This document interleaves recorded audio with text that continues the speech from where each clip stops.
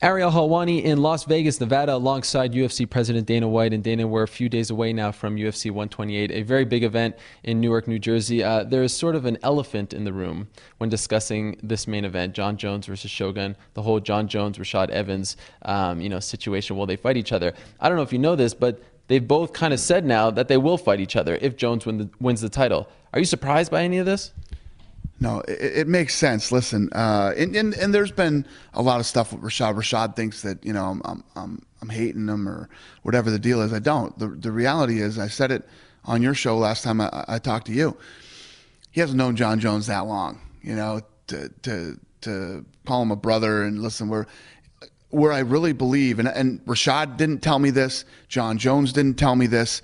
This is just something that I came up with in my head, that this has to be coming from the camp.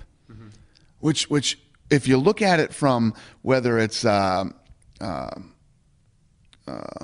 Jackson? Greg Jackson, whether it's Greg Jackson's idea or the other guys that are up in Colorado, whoever the coaches are up there, whatever's going on, why would they want these guys to fight each other? Because if they do, one guy's going to leave the camp, and they make less money on that deal. If a Jon Jones and a Rashad Evans and this guy, that guy leaves, that's not good for business. That's bad for business. But the reality is, this isn't a team sport, man. Listen, you look throughout the history of boxing, okay?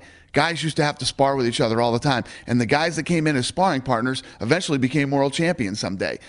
You have to train with other people. You have to train with the best. It's a fact. You just don't become such close friends that you don't want to fight each other. So what will you do with Rashad now? Is he going to wait to fight the winner of that fight, or does he now have to, because he waited so long, does he now have to fight someone else? And then if he wins that fight, he fights for the title. Well, if I was Rashad, I would say whoever wins this fight, I want to fight.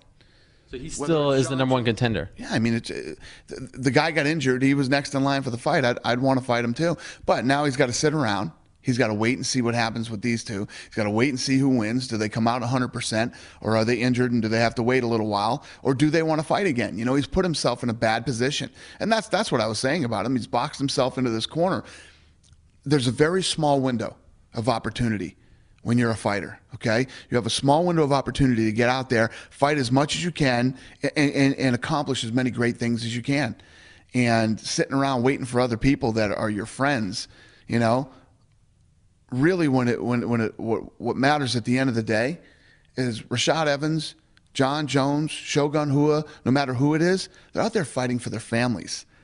It's no different than any other job. You show up here and chase me all around the world so that you can make money and you and your wife can live a life and you can have kids and buy a home, and that's really what it's all about. Even in the fight business. It's a job, just like any other job, and you have a small window of opportunity. You can be chasing me around the world for the next 30 years, okay? Rashad Evans can't fight Jones and Shogun and all these guys for the next 30 years. You got a few years to get this done and accomplish great things and make a bunch of money. The other big super fight on the horizon is GSP versus Anderson Silva. And we talked to GSP, and he's talked a couple of times in the last week about, you know what?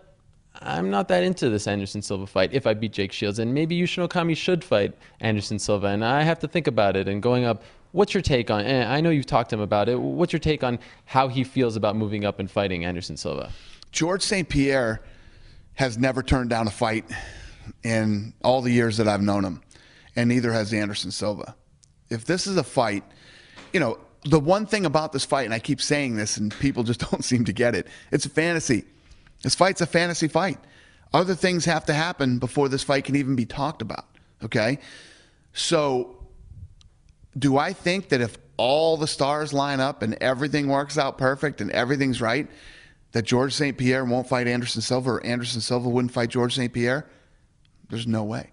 Both guys would absolutely take that fight. Do you think it would be a catchweight fight to try to, maybe make George feel a little bit better about, the size differential? Well, again, it's a fantasy fight, so we'd have to see what happens, and then we'd have to start talking about that. But there is only one hurdle left, right? It's just whether or not George beats Jake Shields, right? Yeah, or maybe, we're talking maybe the Okami fight does happen.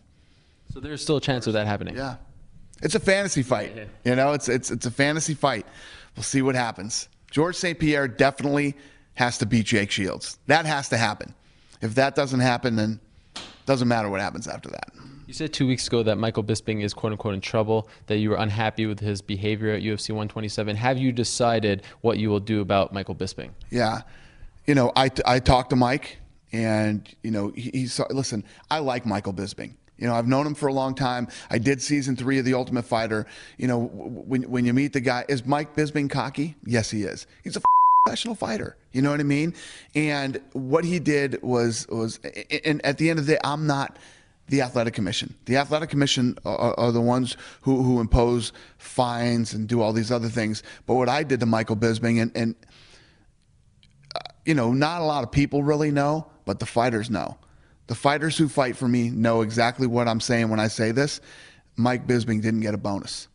He was not bonused for his fight, and believe me, that hurts worse than anything else that anybody could have done.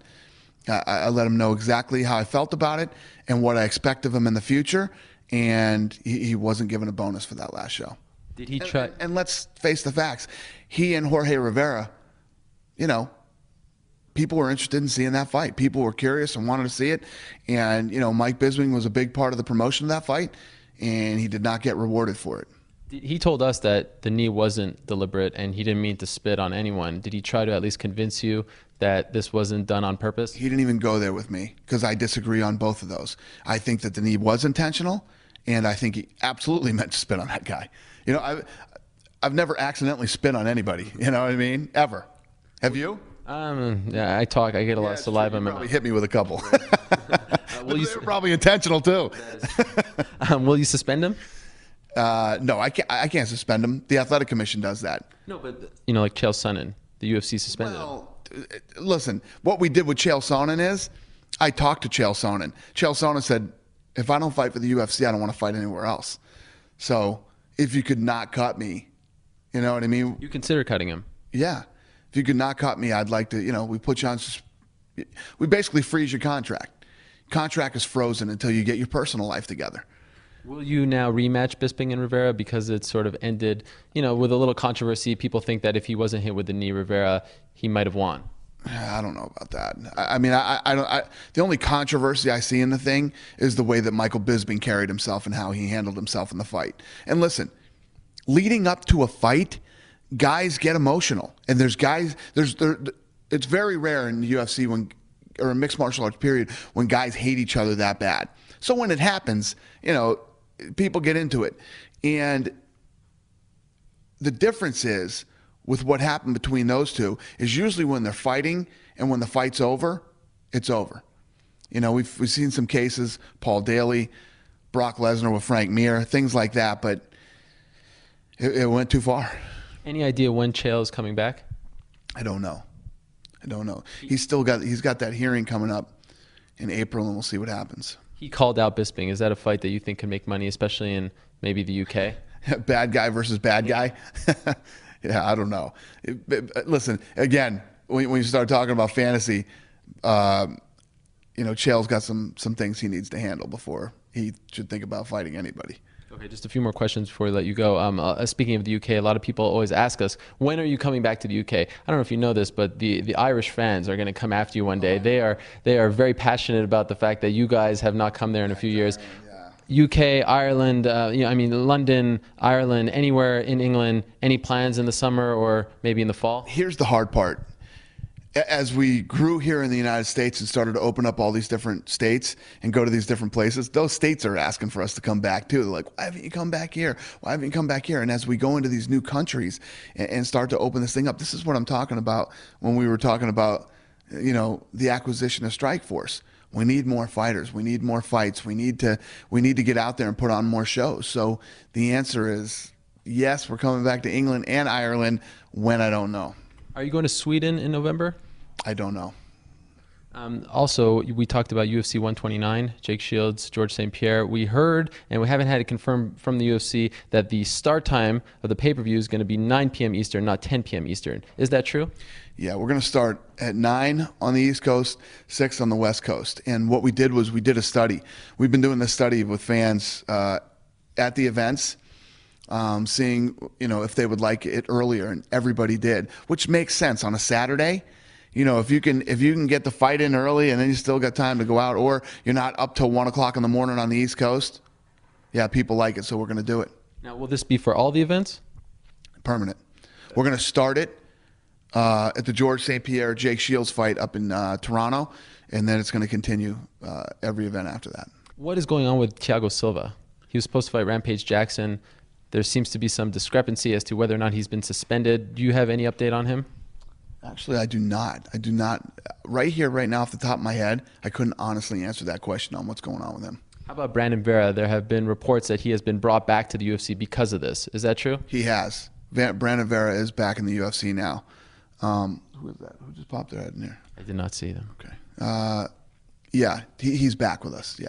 All right. We will wrap this up. UFC 128 goes down March 19th in Newark, New Jersey. John Jones going up against Shogun Rua for the UFC light heavyweight title. As always, Dana, thank you so much for the time. Thank you, buddy.